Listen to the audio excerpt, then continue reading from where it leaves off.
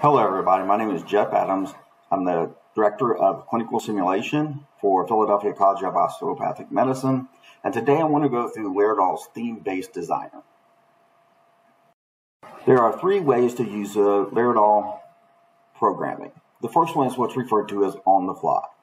This is typically used by many simulationists throughout the country, and it's kind of the go-to as you're running the simulation. You can make all the vital stuff and changes as you go along. So what's in front of you is what's known as the main screen for Laerdal programming. There's a couple of things you can do with this, and especially on-the-fly programming, this is how you would do it. As you can see here, you can see if the lungs are breathing. You can see if his eyes are half open. You can make changes. If I want to close his eyes, if I want to get them wide open, I can make those changes on the fly. I have heart sounds, lung sounds that can be changed. I can collapse a lung, or I can clench his jaw, swell his tongue. Just depends on the case that I'm running, all the different elements that I can change. One of the unique things is that the vital signs itself that the students are seeing. If I decide that, we're going to do an SVT case, I can go down here, supraventricular tachycardia, I can click OK, it's going to jump to 180, and you're going to see all of his vital signs coincide. If one of the medications that's used for SVT is what's called adenosine. With adenosine, one of the things that happens is they go into what's called asystole, and they'll basically stop the SA node for a period of about 6 seconds. So we're going to create that. We would come down here, hit asystole, hit OK, and you can see he's going to go into asystole. He went to 0. His eyes automatically shut for us. And if you watch his vitals here, they're all going down to 0. So our 6 seconds is up. So we're going to go back into a sinus rhythm, and we click OK. And you can see you got the heart rate come back, and then also the rhythm. The issue that we have is our patient is still dead.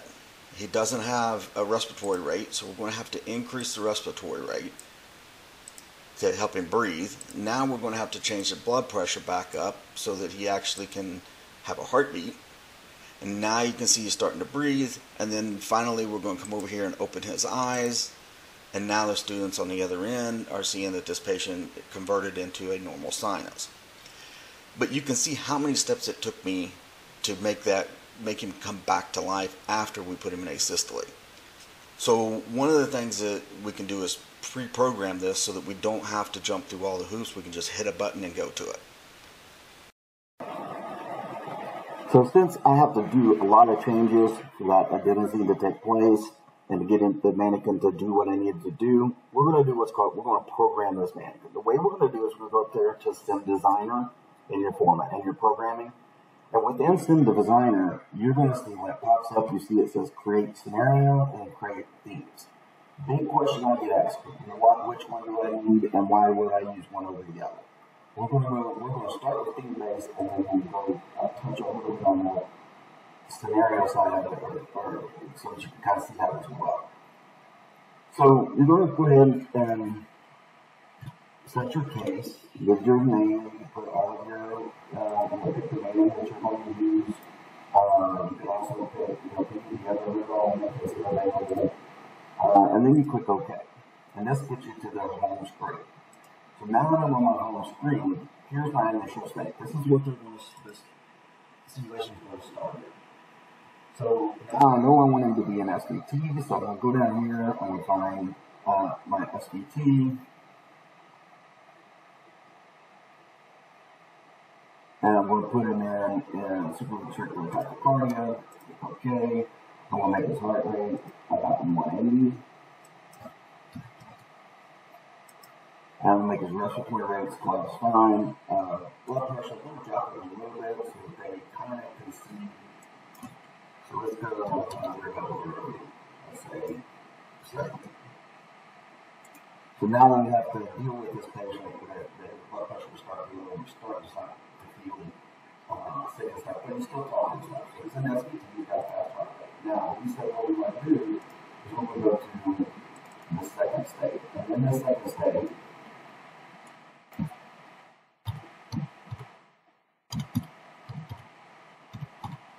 we're going to use a medicine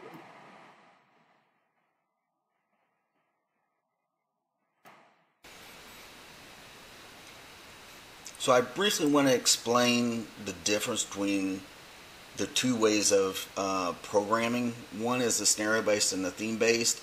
We just talked about the theme-based. The next one is a scenario-based. If I click on scenario, I'm going to do the same thing. I'm going to give it the name. I have the same options.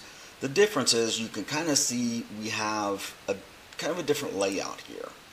So the first initial state, we're going to make SVT. So we'll slide down here, put them in SVT. We're going to change his vitals just like we did before. Move it to 180. Blood pressure we're going to drop. We're going to take this to 100/70. And we'll take his pulse ox down just a little bit, just to keep them on their toes. And then we're going to change those eyelids so that they're at status, so they're about half open. So he appears kind of on the sick side. We click OK. Now you can see we have the initial rhythm started. So the next thing we want to do is create the second state.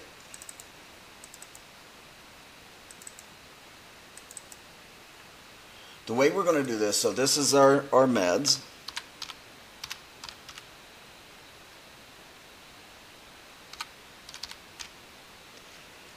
We're going to click on EKG, and we know he goes to asystole.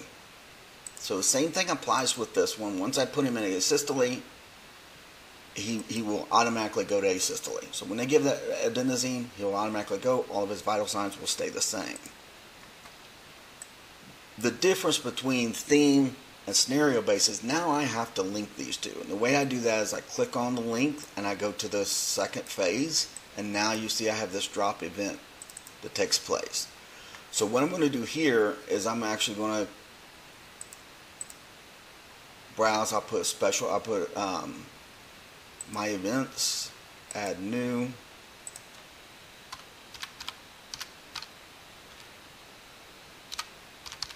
Put my medication in.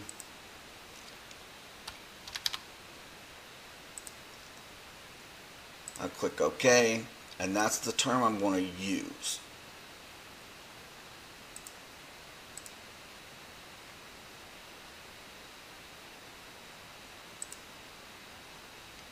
So now, since he went to asystole, he's going to come back out of asystole into a normal state. So we'll go normal state. We're going to click the EKG, go to sinus rhythm. Again, we have to go back through all these. We're going to make 80. We'll go just put them all normal for right now. We're going to have to open his eyes back up again because he did go into asystole. Go to his blink status, half open, and you click OK. Now I have a normal state. So I can now I got to link these two. Now, remember what I said. Medications we said was only going to last about 6 seconds. So what we can do is we can go up here, hit browse, and we can go into these auto detect. So up here you have a lot of different ways you can do it. You have all the events, you have standard events, drug by medication. If you want to use that, there's the one we created, a special parameter. So I'm going to put time and state. And what this is going to do is ask me, how long do you want this to be? So once this reaches, we're going to go 8 seconds. It's going to automatically go to this one. Now, one of the things that I always do, if I'm doing programming like this, one of the things I always do is I always put a loop back so I can create this. If you don't, this is going to stop here and there's nowhere else you can go. But if I put this link in here, and I can put anything, I can put SVT, rebound,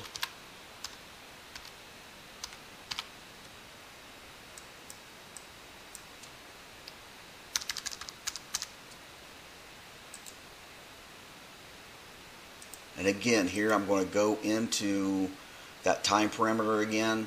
let's say this time in the state we want, let's say we want to go 30 seconds.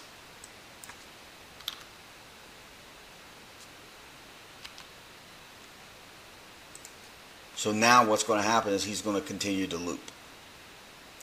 Okay, and then we're going to put just a normal state down here again.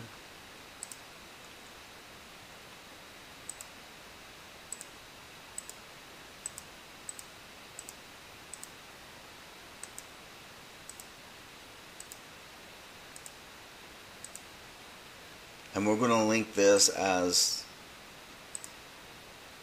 if we want to do cardio version, we can browse, we can go to auto detect events, we can go down here to where it says, here's your CPR, here's compressions, shock energy, synchronized shock.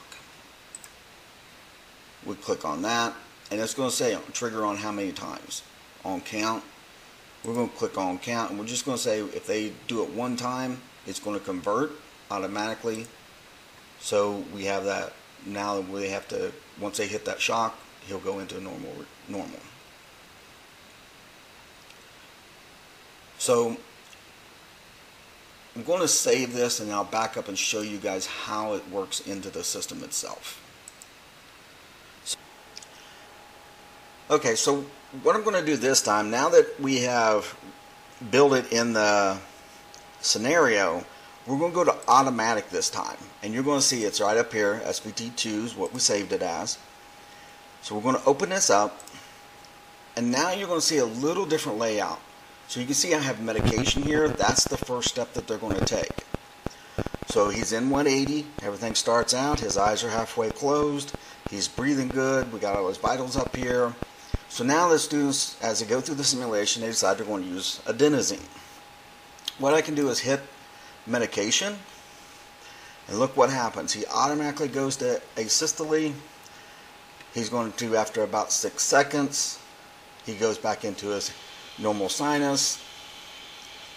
And then remember, we said after 30 seconds, he would go back into into SVT again. So we're going to wait here about 10-15 seconds here, and it should switch back to the SVT.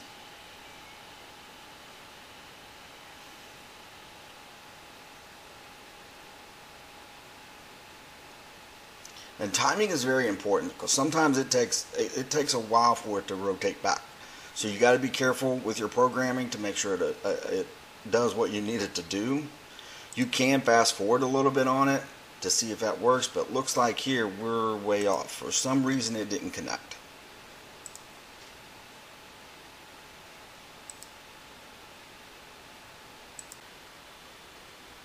Just to do a quick recap, so when we talk about theme-based designer, the themes actually are set phases or set themes that you can move in and out of or between very rapidly just by clicking on the state.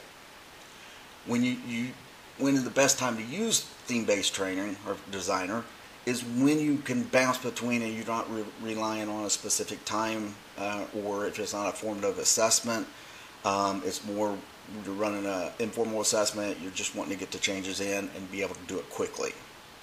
And then the programming, as you saw, it's very easy. You go in, you click on theme. Once you get into the theme, you can actually just build your states as according to your simulation form, and then run it anytime you need to.